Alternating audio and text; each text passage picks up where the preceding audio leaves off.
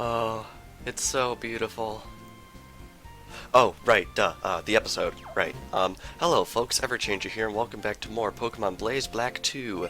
Last time we caught a whole bunch of Pokemon over on Route 5, and we also encountered the Pokerus. Yeah, it blew my mind too when it happened, but still playing the game, still catching Pokemon, we're still going to be moving on, but man, oh man, what an event that was. So this time, we are going to be heading out to Route 16, which is basically Route 5, except you swap west for east. Now, interesting bit of trivia is I believe this route has the exact same encounter table as Route 5 in the base game. But in this game, it is very much different, because we gotta squeeze 649 Pokemon into this region. We're gonna do it somehow. So anyway, I believe there are 6 Pokemon in the normal grass here, and 3 Pokemon in shaking grass starting off here that I want to go after, so let's see what we can find.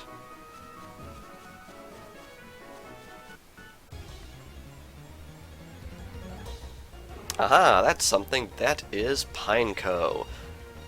The first of, I believe, 16 Pokemon I want to grab this episode. Pretty fitting considering this is Route 16.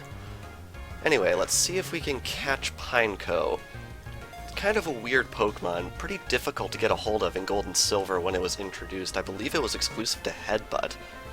But anyway, we caught it. Very nice. Add the data to the Pokedex. It looks just like a pine cone. Its shell protects it from bird Pokemon that may peck it by mistake.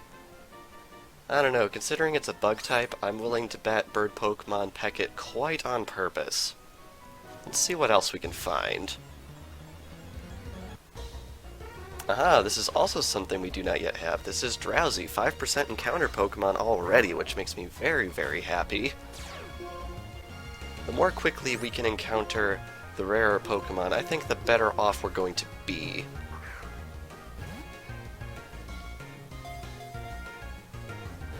Man, that wasn't even close.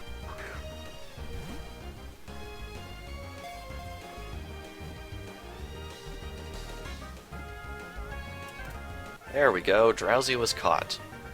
Not too bad, I believe it only took one more throw. It can tell what people are dreaming by sniffing with its big nose. It loves fun dreams. Very nice. Alrighty, that's 2 right off the bat. Let's see if we can keep that streak going. Would seem not. There we go. Quite surprised we haven't seen this Pokemon yet. This is Tympole, a very early game water type.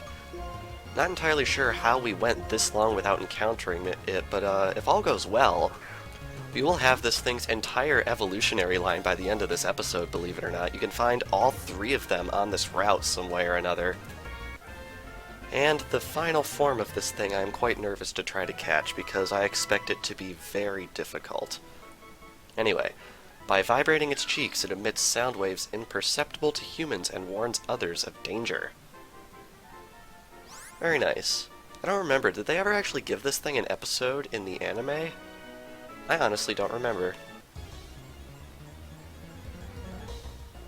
Aha, here's something. This is Pawniard.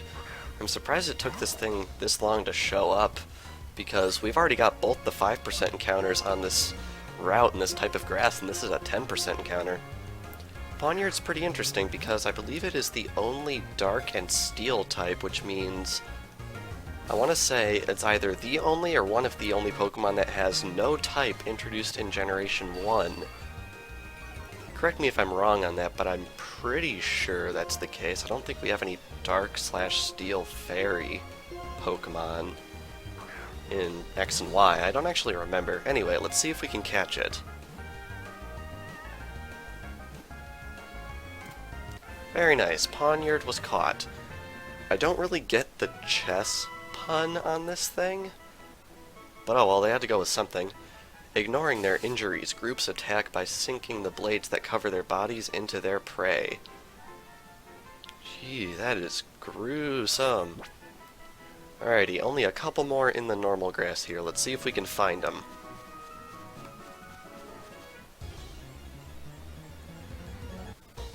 Right off the bat, there's one. Stunky. Part poison, I believe it's part dark, although I don't actually know if it inherits that type until it evolves. I don't believe I've ever actually used a Stunky in a playthrough, but it's a Pokemon I really would like to use. Plus it's based off a skunk and it can learn Flamethrower, and that's hilarious. Anyway, we caught it without too much trouble, which I very much appreciate. It sprays a foul fluid from its rear. Its stench spreads over a mile radius, driving Pokemon away. Okay, it is dark. It's a cool Pokemon, but you gotta admit, that's disgusting. There it is. Jeez, that took a while. It has the same odds of showing up as Stunky, but that took like 10-15 minutes to get defined. Anyway, this is Glameow, kind of the counterpart to Stunky in a way. They're really not related in any way, it's just they usually tend to be version exclusives, not entirely sure why. Interesting thing about Glameow though is it's only available in a couple of games. For whatever reason, this thing is really hard to get a hold of, because it's only in Pearl, Omega Ruby, and I think one other game. I think I've got that right, but anyway, we've got one now, which is very nice. Hopefully the AI will use Worry Seed on me and wake me up again. It hides its spiteful tendency of hooking its claws into the nose of its trainer if it isn't fed. Yep, that sounds about right. There's 3 cats on the bed right behind me, and I can vouch for that. Anyway, that's everyone in the normal grass here. Now for... ooh, the shaking grass. This is gonna be fun. There's 3 Pokemon in the shaking grass we want to find, so let's see if we can get them.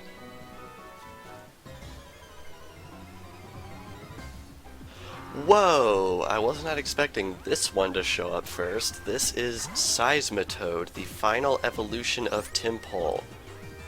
I mean, just look at it! It's terrifying! This is mainly what the Great Balls are for this episode, because every single Pokemon to be found in the Shaking Grass this episode is a fully evolved one like Seismitoad. And I am not really looking forward to trying to catch this thing because it is going to take a while.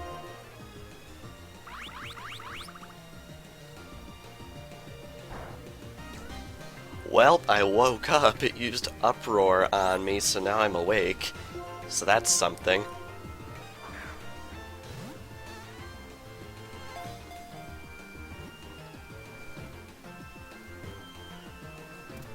That was actually not too terrible, to be honest, and I even got woken up for free in that fight. By putting power into its bumps, it creates vibrations and increases the power of its punches. Very interesting stuff. Glad we got this one. This is the one I was pretty worried about for this episode. Anyway, we got 2 more Shaking Grass Pokemon, so let's see if we can find them.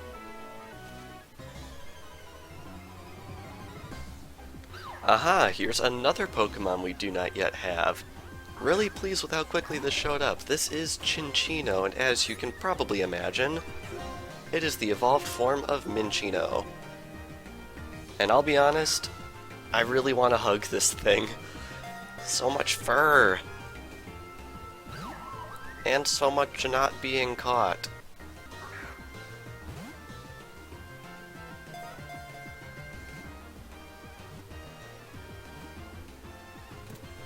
Very nice. Cinccino was caught. Very much appreciate that fact. Almost put me to sleep with Sing, actually. Cinccino's body is coated in a special oil that helps it deflect attacks, such as punches. Very nice. Anyway, we're going good so far. There is one more Shaking Grass Pokemon I want to get. Hopefully it will come quickly.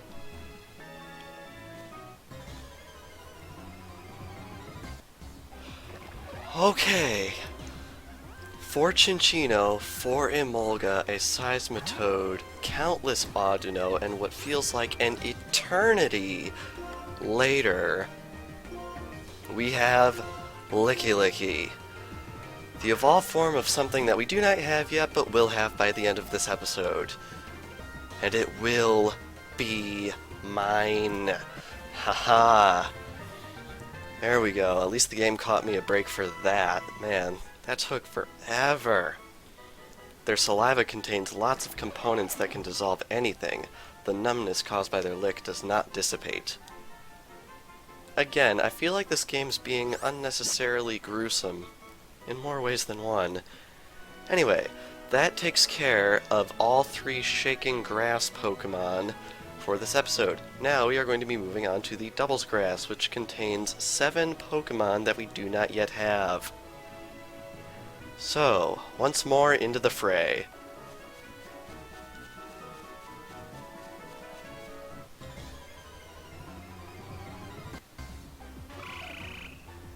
Really? Right off the bat, 2 Pokemon that we don't yet have? Well, Nidorina is a 10% encounter, and Palpitoad is a 5% encounter, so we are going to be knocking out Nidorina for this fight, and we are going to be capturing Palpitoad, just to save me some sanity later. Alright, so let's bring out Mandibuzz here. Also, I should point out, the Pokéra spread to every single one of my party Pokemon last episode, and between last episode and this episode, it actually wore off. The effects still maintain, however, we cannot use our party Pokemon to spread the virus. We will have to use Stantler. So that is the plan from here on out. Just thought I'd point that out because it seems to be pretty important considering, you know, it's the Pokéras. Alright, let's see if we can painfully knock out this Nidorina here. Ooh, that hurts. I really didn't want to do that, but as I've mentioned before, the player character in this game has absolutely atrocious aim. Alright, finally down into the red here, but I think we are going to just start chucking the Great Balls.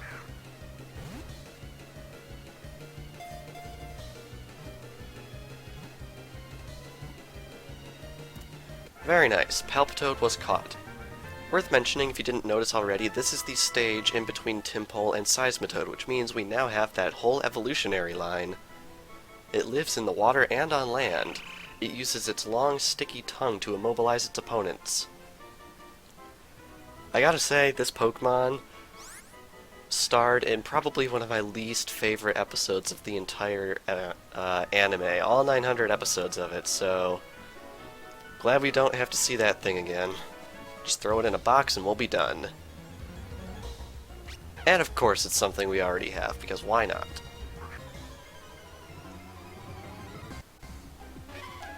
Again, are you kidding me? Chatot is also a 5% encounter, so it looks like we are going to be knocking out a Nidorina again. Man, we cannot catch a break, can we? Alrighty. For the second time, pretty much in a row, let's knock out another Pokemon that we do not have yet. At least I was able to one-shot it that time. Expedites the process a little bit. Anyway, the Pokemon we are going after is Chatot, the Pokemon that simply exists to show off the microphone on the Nintendo DS. Seriously, there's no other reason for this thing to exist. Look it up. Also, fun fact, it has actually a quite low catch rate of 30, so hopefully we'll get lucky, but it doesn't look like we're going to. As you can see right there, it just used chatter. That is the move that at least used to use the Nintendo DS mic. You could record a clip into the game, and using chatter would cause confusion, and the odds of confusion would raise depending on how high-pitched whatever you spoke into the microphone was. However, after a little while, after a few games, they removed the ability to record a sound into it, which means the move's pretty much useless and just has a flat rate for confusion. So Chatot's just one of those gimmick Pokemon, I guess, that sort of outlived its usefulness. Not that the move was very useful in the first place. Anyway, we caught it. Its tongue is just like a human's. As a result, it can cleverly mimic human speech. a fact that they made absolutely sure to remind you of in a couple of anime episodes, which if I remember correctly weren't all that great. Alrighty, here we have Lickitung and Nidorino, which if you don't have it by this point, this is where you find it. However, way back in Burbank City, we actually had a male Nidoran which we evolved, so we don't need to catch this thing. Anyway, Lickitung, as you can probably guess, is the Pokemon that evolves into Licky, so we actually got its evolution first, which is quite nice. But once we capture Lickitung here, we will have completed that evolutionary family as well, which is quite nice. It's going to make it a lot easier down the road when we're down to the last few stragglers on our Pokedex. If we can just complete evolutionary lines by catching them in the wild, it will make things a lot easier for us, instead of having to go through the tedium of leveling up and evolving a whole ton of Pokemon. Anyway, let's see if we can get it.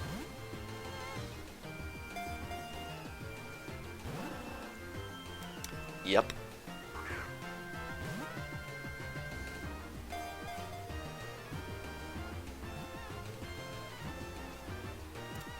Very nice. Lickitung was caught. Kind of funny how this one was actually more difficult than Licky when it came to catching it. Finding it, however, I'd take Lickitung any day. Being licked by its long saliva-covered tongue leaves a tingling sensation. Extending its tongue retracts its tail. That's weird. Alrighty. Only 4 Pokemon left, so back into the grass once again.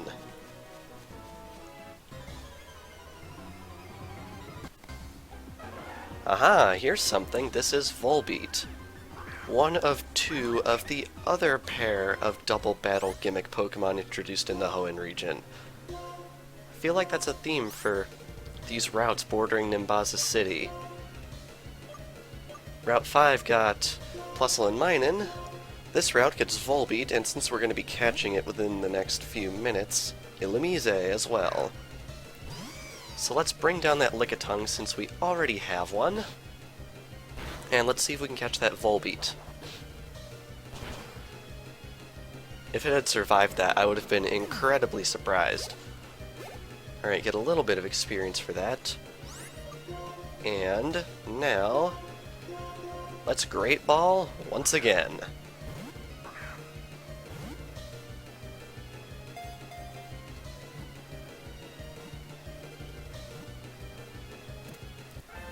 I'd rather not say how many throws that actually took, because honestly it's quite embarrassing. Anyway, it communicates with others by lighting up its rear at night. It loves Illumise's sweet aroma.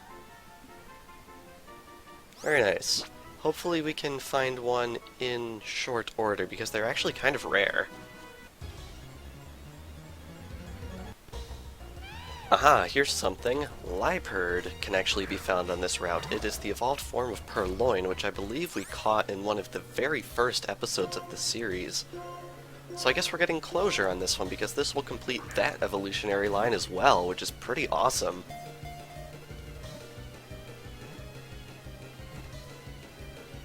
What's also awesome is we actually caught it in one throw, which is not something I expected to have happen, but I'm totally cool with it. Their beautiful form comes from the muscles they have developed. They run silently in the night. I would not want to run into one of these things. I feel like I would be brutally savaged if I did. In fact, I'm surprised the Pokedex doesn't mention that, considering it mentions a lot of other gruesome stuff. Ah, Nidorina. Alone this time, which is very nice because it means we can finally catch it. My word, I've already knocked out 2 of these things this episode. That's just sad. Anyway, let's see if we can get it.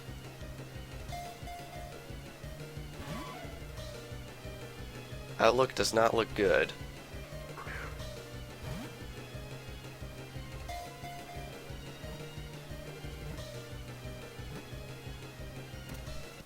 Very nice. Nidorina was caught, finally.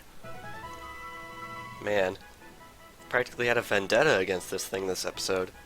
When it senses danger, it raises all the barbs on its body. These barbs grow slower than Nidorino's. I like that, how Nidorino and Nidorina are basically male-female counterparts but different Pokemon. Not sure if any other Pokemon does that. Splits from a single base form into two more unique forms. Darn it, I was hoping I got lucky. Oh well, only Illumise to go. Aha, that actually wasn't too terrible. The last Pokemon that I want to catch on this route is in fact Illumise. Already explained most of what's relevant about this Pokemon when we encountered Volbeat, so let's just try and catch it.